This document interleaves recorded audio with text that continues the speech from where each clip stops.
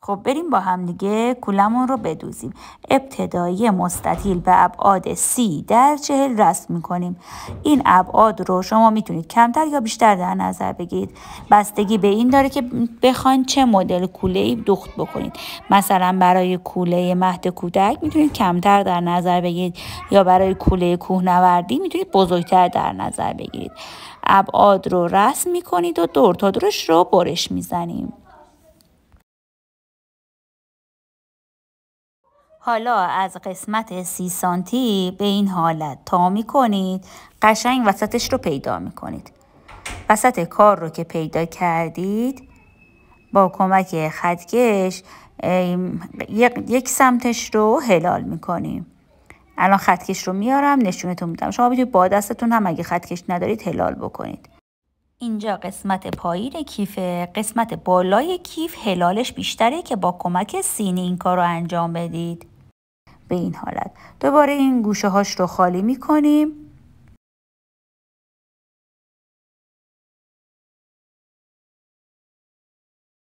خب بچه ها این میشه الگوی کوله ما. از این ما دوتا در میاریم. بقیه تیکه ها رو براتون من می نویسم. طبق نوشته هام تیکه ها رو در بیارید که چند در چند هستن. پارچه من پارچه رو مبلی هسته. شما میتونید از پارچه رو مبلی یا پارچه مخصوص کوله که اسمش رو براتون می نویسم یا پارچه های کتان نخاینا استفاده کنید. اگر پارچه‌تون نازک بود ایستایی خوبی نداشت حتما بهش پشم شیشه کوبیده یا نمد بزنید که ایستایی داشته باشه.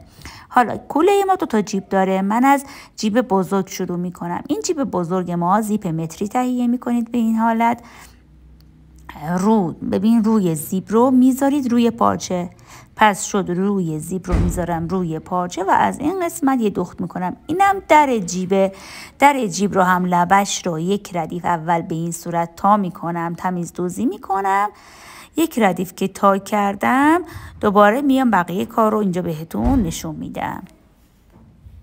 خب لبه کار رو هم که دوخت کردید دوباره میذاریم روی زیپ دوخت میکنیم. اینجا مراحل رو بهتون نشون میدم. ببینید اول در جیب رو یک ردیف دوخت ساده انجام بدید. حالا دندونه های زیپ که میشه روی زیپ. ببینید دندونه های زیپ رو گذاشتم در روی پارچه. اینجا رو یه دوخت ساده میرم. با پایه زیپ دوزی اینجا رو دوخت برید. ببینید به این حالت دوخت رو که رفتم من دوباره از روی پارچه هم یه دوخت نیش رفتم.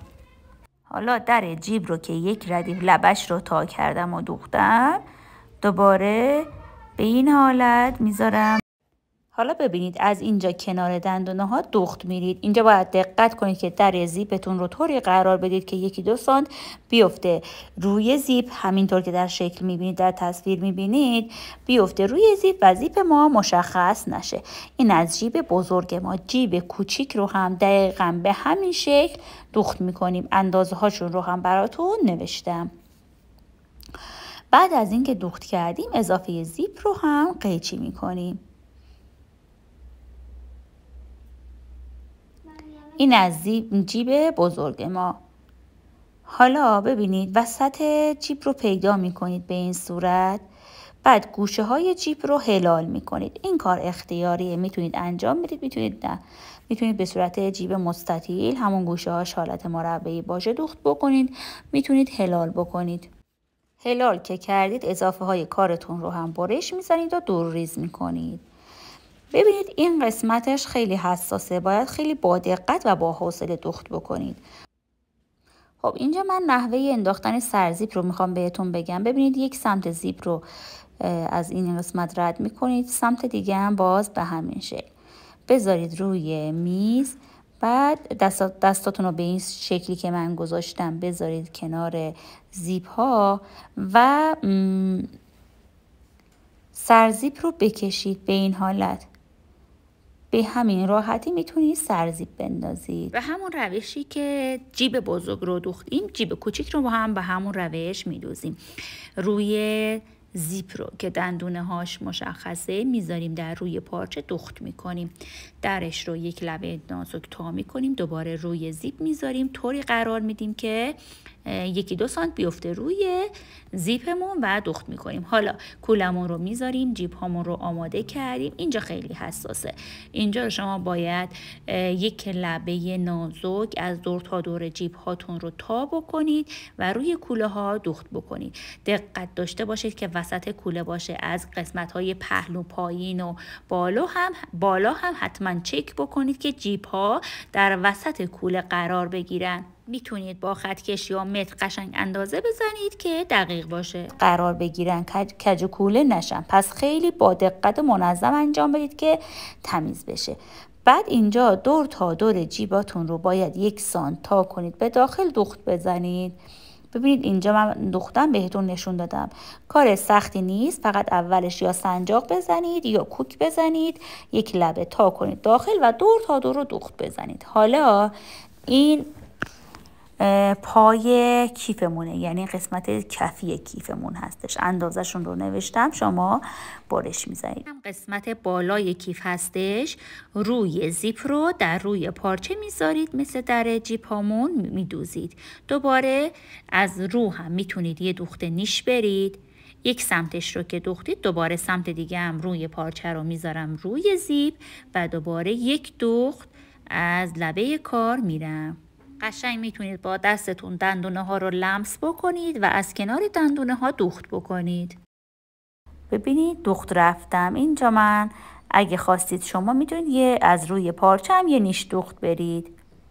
حالا برای زیپ اکثرا 2 تا سرزیپ میندازن. شما دوست داشتید 2 تا بندازید، دوست نداشتید همون یه دونه هم کافی هستش. این قسمت بالای زیپمون هست، بالای کیفمونه. دوباره سرزیپ رو اینجا باید بندازید بهش. خب من 2 تا سرزیپ انداختم اینجا بهش.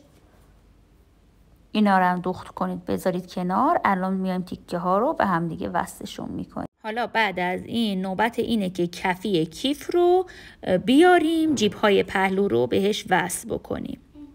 کفی کیف رو میارید، جیب هایی رو که تیکه هاش رو بهتون گفتم، اندازه هاش رو گفتم، برش میزنید. خب اینجا من طریقه کار رو بهتون میخوام بهش نشون بدم. جیب ها رو که یک لبه 1 سانتی تا کردید داخل روی کوله دوختید، این کفی به پایین کیفمون دوخته میشه، زیپ ها هم دوباره به بالای کیف دوخته میشه. وسط زیپ ها رو بچه ها ببین این قسمت رو پیدا کنید و حتما چرت بزنید. اینا باعث میشه که کارتون تمیز باشه، دقیق سر جای خودش دوخت بشه. قسمت کفی کار رو هم دوباره وسط کارش رو پیدا کنید و چرت بزنید. اینا دور تا دور کیف دوخته میشه و مراحل دوختش رو اینجا بهتون یکی یکی نشون میدم. خب وسط کولمون رو هم دوباره پیدا میکنیم. این قسمت بچه وقتی با سنجاق زیپ رو وصل کردید به بالای کیف، اول وسط زیپ رو پیدا میکنید، بعد وسط کوله از وسط به هم وصل میکنید. این قسمت که پایین باز میمونه میتونید با متر اندازه بزنید. قسمت اندازه دقیق کفی دستتون میاد که ارزش رو هم براتون نوشتم. اما طبق کوله من هم پیش برید هیچ مشکلی پیش نمیاد. دور تا دور به این صورت میتونید اندازه بزنید. اون تا قبل از اینکه اینا رو وصل کنیم اول باید جیب‌های پهلومون رو وصل کنیم که در ادامه آموزش بهتون میگم. جیب‌های پهلو به کفی وصل میشه. خب الان نوبت جیب هامون هستش. ببینید کف کیف رو میارید، جیب هایی که اندازه‌اش رو گفتم رو میاریم. به این صورت کناره های کفه باید قرار بگیره. دارید میبینید دیگه من کجاش میذارم. حالا یک ردیف دوخت ساده اینجا میرید، ولی اضافه های جیبمون رو باید به این صورت پیلی کنید و دوخت بزنید. اول سنجاق بزنید، بعد پیلی دوخت برید. حالا مراحل کار رو اینجا جلوتر بهتون نشون میدم. ببینید اگه بخواید دقیق تر بشه بیاین علامت بزنید قشنگ. 2 سانت از لبه کار میام پایین. به این حالت جیب رو میذارم، این قسمت رو دوباره علامت میزنم که مشخص بشه قراره جیبم به کجا وصل بشه. حالا همون اندازه رو اینور هم مشخص میکنم. پس شد لبه های کفی کیف رو اینجا من مشخص کردم. ببینید جیب هامون رو به این صورت میذارم. پیلی اولین قسمت رو دوخت میکنم. خب پیلی کردم و دوخت رفتم. لبه جیب هامون رو بچه ببینید به اندازه کفی کیف کش برش میزنم 1 سانتی به اندازه کفی طبق تصویر. بچه دقت کنید. حالا این کش رو به لبه جیبم باید بخت بکنم. میذارم زیر چرخ، کش رو میکشم که اندازه جیبم باشه و دوخت میکنم. حالا بعد از اینکه کش رو دوختیم دوباره یک لبه نازک تا میکنیم و دوخت میکنیم. برای هر دو سمت جیب همین کار رو انجام میدیم. دارید میبینید که پایین جیب رو پیلی زدم، من بالاش رو هم کش دوختم. حالا قسمت بالای کیف رو که زیپ دوختم رو با لبه های کفی کیف به این صورت میذارم. لبه های کار رو هم که دوختید میایم به دور تا دور کیفمون وصل میکنیم، یعنی کوله جلویی. پس شد کفی رو وصل میکنیم به قسمت بالایی که زیپ دوختیم به این از پهلوها. بعد از اینکه اینا رو وصل کردیم حالا میایم اینو دور تا دور کولمون دوخت میکنیم. وسط کوله رو پیدا کنید. ببینید به این حالت دور تا دورش رو دوخت میکنیم. خیلی با آرامش چرخ بکنید. حالا این قسمت پشتی کولمون هم باید به دور تا دور این وصل بشه. موقع دوخت دقت کنید که بچه‌ها درز جیب رو هم بدوزید همراه با دور تا دور کیف. ببینید قسمت جلوی کوله که دوخته شد. حالا قسمت پشت و جلو دوختش یکیه. وسط کار رو پیدا میکنید، سنجاق میزنید، دور تا دور دوخت میرید. حالا قبل از اینکه کوله پشتی رو دوخت بکنیم باید بندها رو وصل کنیم. 4 تا مثلث به ابعاد 8 سانتی در میارید. 2 تا بند بزرگ، یه دونه بند کوچیک، 2 تا بندای پایین که آویز میشن. اندازه هاش رو براتون نوشتم. اینا رو در میارید. موقع دوخت متوجه میشید که برای کجا هستش ابعاد. حالا این مثلث ها رو باید به این بندهای کوچیک وصل کنیم. اول میام ببینید همه بندهام رو دوخت میکنم، میچرخونم. از رو هم یه دوخت نما رفتم به این حالت. حالا میخوام اونا دوختاشون ساده است، هیچ مشکلی نداره.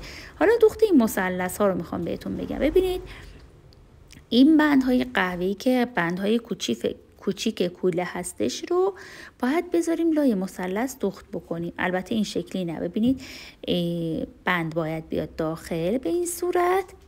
مثلث رو میذاریم روش. ببینید 2 سمتش رو اینجا و این سمتش رو دوخت میکنیم. 2 سمتش باید دوخته شه. حالا من این قسمت رو دوختم. الان میچرخونم چون پاشم یه خود زخیمه. باید گوشه هاش رو سعی کنم در بیارم. بچه‌ها فیلم رو چند بار ببینید متوجه کار میشید. بازم اگه سوال بود توی گروه بپرسید. لبه های کار رو سبک میکنم و میچرخونم.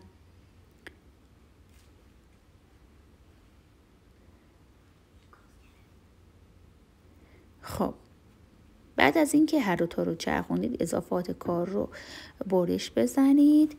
پس این بندها بچه کاری نداره. بندهای بزرگ کیف و بندهای کوچیک کیف مستطیل هست. دور تا دورش رو دوخت میکنید و میچرخونید. یک لبه که باز میمونه از عرض از اون قسمت میچرخونید.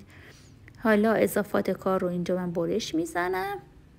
روی بندها هم بچه حتما دوخت برید، هم قشنگتر میشه هم محکمتر میشه. اینم بندهای بزرگ کیف. حالا قسمت پشت کیف رو میارم. وسط کوله رو پیدا میکنم. از وسط کوله یک سمتش یک بند رو میذارم، سمت دیگه‌ش هم یه بند بزرگتر رو میذارم. حالا این بند آویز هم باید این وسط دوخته بشه. ببینید اگه دستمو بردارم شما میبینید به این حالت. خب حالا گوشه های مثلث هم در این قسمت های هلال باید دوخته بشه.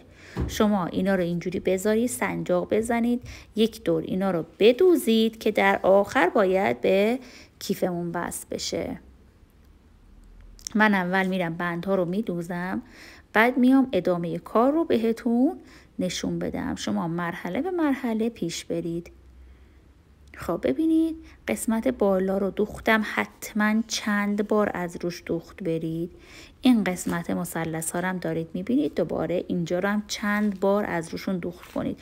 بالاخره وقتی که کیف میخواد سنگین بشه اتفاقی برای بندها نیفته. همونطور که دارید میبینید من چندین بار دوخت رفتم، هی دوخت رو عقب جلو کنید. خب کوله پشتی پشت کوله پشتمون هم آماده شد.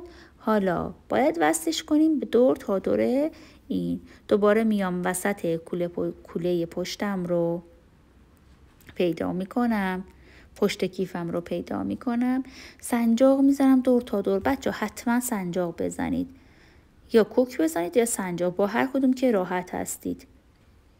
حالا دور تا دورش رو دوختم، میچرخونم، هم جلوی کوله هم پشت کوله به این صورت وصل میشه به هم دیگه.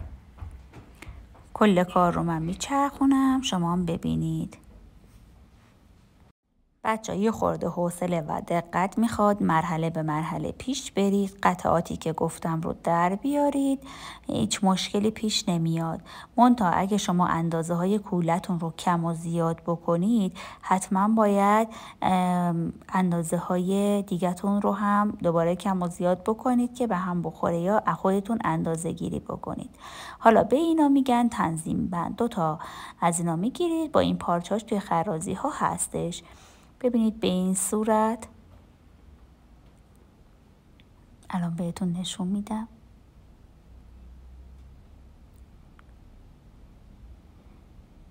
خب به این صورت میذارید و یک دوخت میرید. حالا من اینجا برعکس گذاشتم، اشتباهی گذاشتم که توی فیلم بعدی درستش رو بهتون برعکس گذاشتم. ببینید به این صورت باید باشه. اینجا دوخت میرید و روی بند بزرگ کیفتون.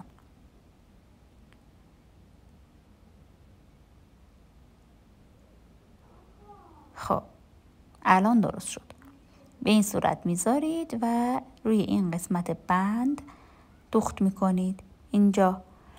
بعد اینو از این تو رد میکنیم. حالا اینجا رو دوخت بکنید. بیایم بقیه کار رو بهتون نشون بدم. دوباره اینجا تنظیم بند رو بهتون نشون میدم که مشکلی توی انداختنش نداشته باشید. به این صورت میذاریم، تا میکنید و روی بند کیفتون دوخت میکنید. خب تنظیم بندها رو هم دوختیم. حالا این بند کوچیک باید از اینجا رد بشه. ببینید اینجا از زیر، از قسمت بالایی میندازید، به این صورت میکشید بیرون و از اینجا دوباره میاریدش بیرون. امیدوارم که براتون مفید باشه. بازم هر جا سوالی نکته‌ای بود حتما بپرسید. اینم از کوله ما.